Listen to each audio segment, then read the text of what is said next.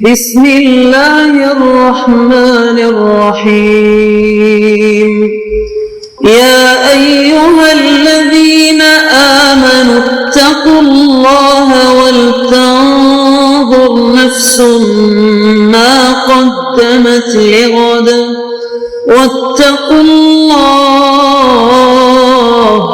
ان اللہ خبیر بما تعملون۔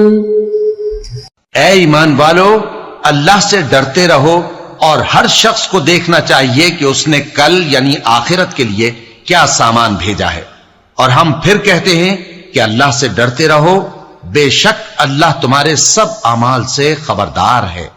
بسم اللہ الرحمن الرحیم، الحمد للہ رب العالمین، والصلاة والسلام على اشرف الانبیاء والمرسلین وعلى آلہ واصحابہ اجمعین ومن تبعہم بإحسان الى یوم الدین۔ قابل صد احترام حضرات شائقین و شائقات سچا پیغام، السلام علیکم ورحمۃ اللہ وبرکاتہ۔ آج کی محفل میراث النبی کے نورانی پروگرام میں آپ کا استقبال ہے۔ اہلا و سہلا مرحبا۔ ہم آپ تمام حضرات و مستورات کا خیر مقدم کرتے ہیں۔ محترم حضرات و خواتین، تعلیم کا آغاز ہو رہا ہے۔ سب سے پہلے آداب تعلیم کا لحاظ کرتے ہوئے تعلیم کی طرف متوجہ ہو جائیں۔ پورے دھیان سے سننا، عمل کی نیت سے سننا اور تبلیغ کی نیت سے سننا، یعنی سنی ہوئی باتیں دوسروں تک پہنچانے کے جذبے سے سننا۔ چند خاص آداب تعلیم ہیں، امید ہے کہ آپ حضرات ان آداب کا ضرور خیال رکھیں گے۔ جزاکم اللہ۔ بسم اللہ الرحمن الرحیم۔ ایک گنہگار کے جنازے میں شرکت پر سارے گنہگاروں کی مغفرت۔ حضرت موسیٰ علیہ السلام کے زمانے میں ایک گنہگار آدمی تھا جس سے لوگوں نے بیزار ہو کر اس کو اپنے شہر سے نکال دیا۔ وہ آدمی ایک ویرانے میں رہنے لگا تھا، اور جب اس کی موت کا وقت ہوا اور وہ انتقال کر گیا تو حضرت موسیٰ علیہ السلام پر وحی آئی کہ ہمارے ایک ولی کی فلاں جگہ وفات ہو گئی ہے، آپ اس کو غسل اور کفن دے کر نماز جنازہ پڑھیں، اور لوگوں کو بتلا دیں کہ جس کے گناہ زیادہ ہوں وہ لوگ اگر اس کے جنازے میں شریک ہو جائیں گے تو میں ان کی بھی مغفرت کر دوں گا۔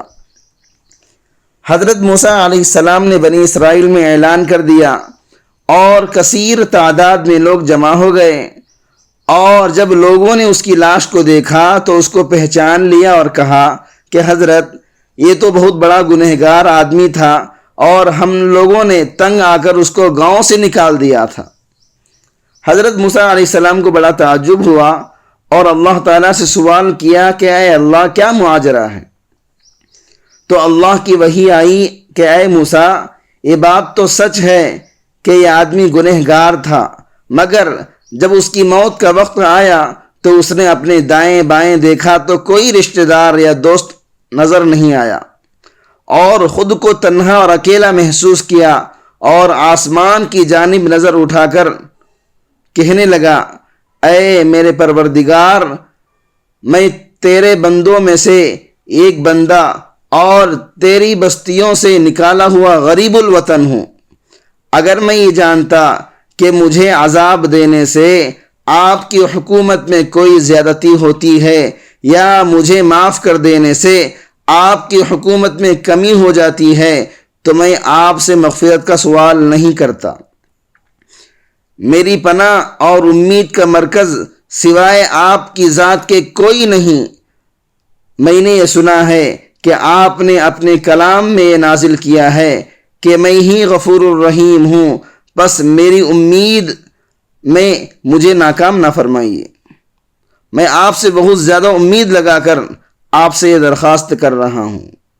اللہ تعالیٰ نے فرمایا کہ اے موسیٰ، کیا میرے لیے یہ بات اچھی تھی کہ میں اس غریب الوطن کو رد کر دیتا؟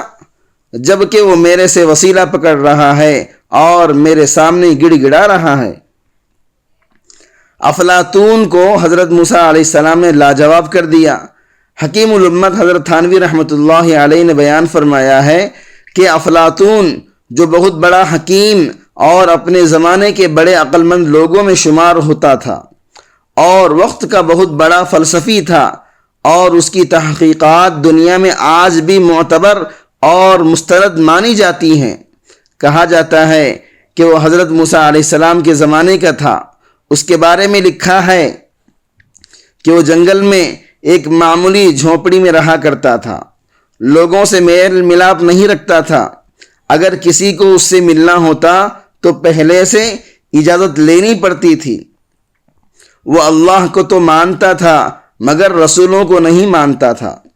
حضرت موسیٰ علیہ السلام سے ایک مرتبہ اس کی ملاقات بھی ہو گئی تھی۔ حضرت موسیٰ علیہ السلام نے اس سے کہا، میں اللہ کا نبی ہوں، مجھ پر ایمان لے آؤ۔ تو اس نے کہا کہ میرا ایک سوال ہے، وہ یہ کہ فرض کیجئے کہ اللہ تعالیٰ تیر پھینک رہا ہے اور بندوں کی جانب پھینک رہا ہے اور بندے اس کا نشانہ ہیں، اور اللہ کے تیر یہ مصیبتیں اور پریشانیاں ہیں، بیماریاں ہیں، حوادثات ہیں۔ اگر بندے اللہ تعالیٰ کے ان تیروں سے بچنا چاہیں تو کیا طریقہ ہے؟ حضرت موسیٰ علیہ السلام نے اس کے سوال پر فی البدیہہ جواب دیا کہ تیر پھینکنے والے کے بغل میں جا کر بیٹھ جاؤ، اس لیے کہ تیر پھینکنے والا تو سامنے تیر پھینکے گا، اپنی بغل میں نہیں پھینکے گا۔ مطلب یہ تھا کہ اللہ کے قریب ہو جاؤ، جو اللہ کے قریب ہو جائے گا اسے تیر کیسے لگے گا، اور جو دور رہے گا ظاہر سی بات ہے کہ اسے تیر لگے گا۔ جب یہ جواب حضرت موسیٰ علیہ السلام نے دیا تو خوشی سے اچھل پڑا اور کہنے لگا، ایسا فی البدیہہ جواب تو شاید دنیا میں کوئی دے نہ سکے، اور کہا کہ واقعی آپ اللہ کے نبی ہیں، میں مانتا ہوں، لیکن آپ جاہلوں کے لیے ہیں، آپ کی مجھے کوئی ضرورت نہیں، کیونکہ میں تو بہت بڑا عقل مند اور فلسفی ہوں۔ محترم ناظرین کرام، اس دینی اور ایمانی بیان کو سننے کے دوران ہی اس کو لائک کر دیجئے اور شیئر بھی کر دیجئے تاکہ دوسرے بھی اس سے فائدہ اٹھا سکیں۔ اللہ آپ کو جزائے خیر عطا فرمائے۔ حضرت موسیٰ علیہ السلام کے واقعے سے عبرت۔ اللہ کی طرف سے اس دنیا میں 1,24,000 کم و بیش انبیاء کرام آئے ہیں۔ کسی بھی نبی نے یہ خواہش ظاہر نہیں کی کہ ہم اللہ تعالیٰ کو دیکھنا چاہتے ہیں۔ حضرت موسیٰ علیہ السلام نے یہ خواہش ظاہر کی کہ اے اللہ، میں آپ کو دیکھنا چاہتا ہوں۔ قرآن پاک میں یہ دعا بھی ہے، رب ارنی انظر الیک، میرے پروردگار مجھے دیدار کرا دیجئے کہ میں آپ کو دیکھ لوں۔ اس کی وجہ مفسرین نے یہ لکھی ہے کہ حضرت موسیٰ علیہ السلام اللہ رب العزت سے ہم کلامی کیا کرتے تھے، وہ کلیم اللہ تھے۔ اصول یہ ہے کہ جس سے بات کی جاتی ہے تو اگلا مرحلہ پھر دیکھنے کا ہی آتا ہے، ملاقات ہی کا آتا ہے۔ اس لیے بعض لوگ یہ کہہ دیتے ہیں کہ جی میں کون سا ملتا ہوں، بات ہی تو کرتا ہوں، میسیج ہی تو کرتا ہوں۔ آپ اپنے آپ کو پہلے اسٹیپ پر نہ روکیں تو پھر اس کے بعد صرف بات نہیں رہ جائے گی، ملاقات بھی ہو سکتی ہے۔ بعض لوگ یہ کہتے ہیں کہ ہم لڑکیوں سے صرف بات کرتے ہیں، ملاقات نہیں کرتے۔ بات کرنا پہلا اسٹیپ ہے، ملاقات دوسرا اسٹیپ ہے۔ اگر آپ بات پر خدگن یعنی روک نہیں لگائیں گے تو آگے جا سکتے ہیں۔ شیطان بڑا ظالم ہے۔ کرامن کاتبین کی ڈیوٹی۔ ہم اپنی زبان کے معاملے میں آج ہی سے فکر مند ہوں۔ جو کچھ ہماری زبان سے نکلتا ہے وہ کرامن کاتبین فرشتے لکھتے رہتے ہیں۔ انہیں یہ کام دیا گیا ہے کہ انسان جو کچھ بھی عمل کرے زبان سے، اعضائے جوارح سے، اسے نوٹ کرتے رہیں۔ قرآن خود کہتا ہے اذ يتلقى المتلقيان عن اليمين وعن الشمال قعيد ما يلفظ من قول الا لديه رقيب عتيد۔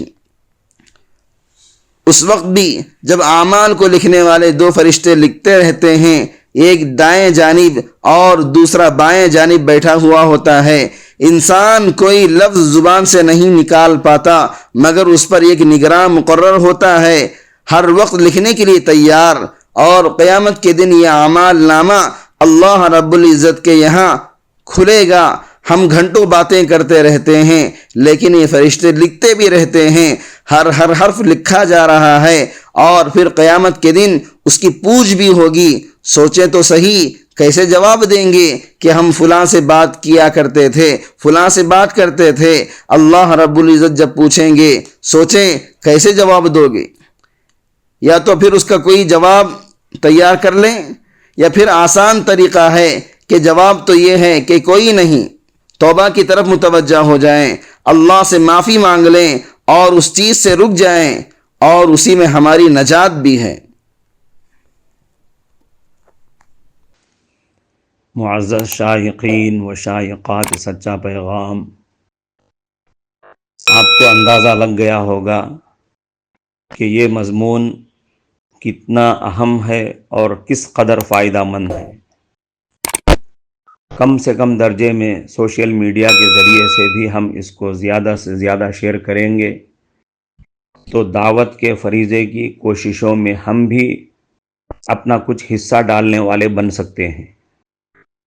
لہٰذا زیادہ سے زیادہ اس کو عام کریں تاکہ پوری دنیا کے ہندوؤں کی غلط فہمی دور ہو جائے اور انہیں یہ زمینی حقیقت معلوم ہو جائے، اور وہ اپنے اصل مذہبی لیڈر پیغمبر آخر الزماں حضرت محمد الرسول اللہ صلی اللہ علیہ وسلم کو ماننے پر مجبور ہو جائیں، اور کلمہ پڑھ کر آپ کے ساتھ ساتھ وہ بھی جنت میں جانے والے بن جائیں۔